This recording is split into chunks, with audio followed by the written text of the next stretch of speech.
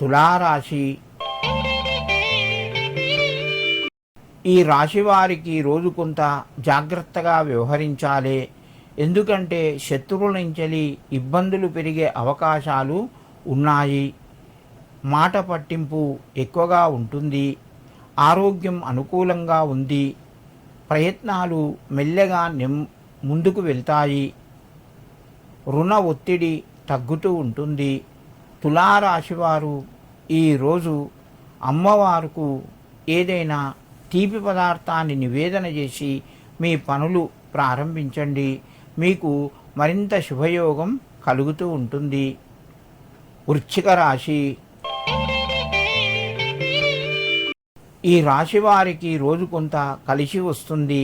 ప్రయత్నాలు ఫలిస్తాయి. బంధువుల నుంచి సహకారం ఉంటుంది.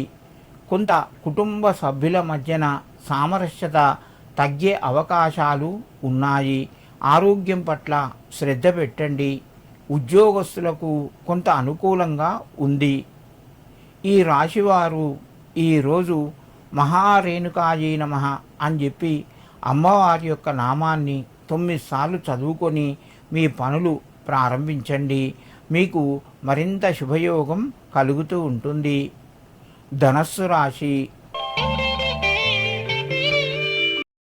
ఈ రాశి వారికి రోజు కొంత కలిసి వస్తుంది. ప్రయత్నాలు ఫలిస్తాయి. ముఖ్యమైన నిర్ణయాలు తీసుకుంటారు.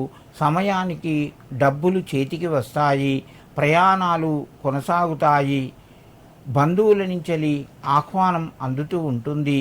ధనస్సు రాశి వారు ఈరోజు స్వర్ణాకర్షణ భైరవాయ నమః అని చెప్పి 9 సార్లు చదువుకొని మీ పనులు ప్రారంభించండి. మీకు మరింత శుభయోగం కలుగుతూ ఉంటుంది.